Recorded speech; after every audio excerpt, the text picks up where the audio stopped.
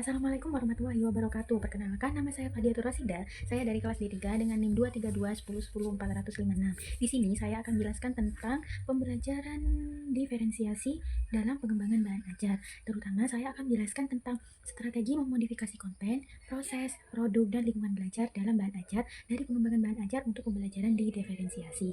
Yang pertama, saya sebelum menjelaskan modifikasi, saya akan menjelaskan terlebih dahulu aspek-aspeknya. Tadi saya sudah menjelaskan ada konten, ada proses, ada produk, dan ada lingkungan belajar. Yang pertama itu konten. Konten sendiri adalah materi atau apa yang dipelajari oleh siswa. Jadi apa yang diberikan kepada siswa sebagai pembelajaran itu dinamakan konten. Yang kedua yaitu proses. Proses adalah kegiatan atau cerita bagaimana siswa belajar. Jadi sebagai alur pembelajaran itu dinamakan proses. Kalau produk sendiri itu dia bentuk hasil belajar yang harus dibuat siswa untuk menunjukkan pemahaman dan keterampilan mereka. Jadi hasil pembelajaran siswa itu disebut produk.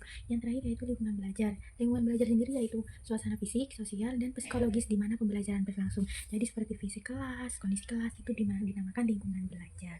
Nah, sekarang masuk pada modifikasi.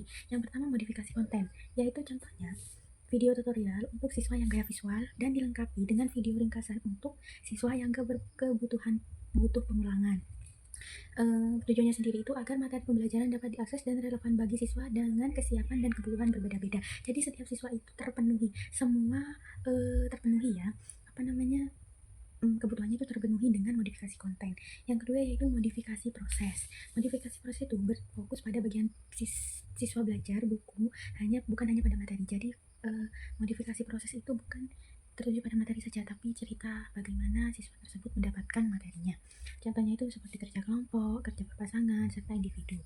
Yang ketiga yaitu modifikasi proses. Proses menunjukkan hasil belajar siswa dalam bagaimana siswa mengekspresikan pemahaman mereka. Contohnya tugas tingkat berbeda. Jadi contohnya dari modifikasi proses produk itu seperti diberikan soal mudah, soal sulit, dan soal hot gitu.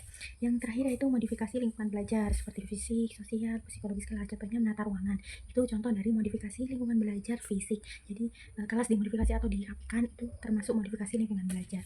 Sekian dari saya, semoga video ini bermanfaat. Wabillahi taufiq wal hidayah. Wassalamualaikum warahmatullahi wabarakatuh.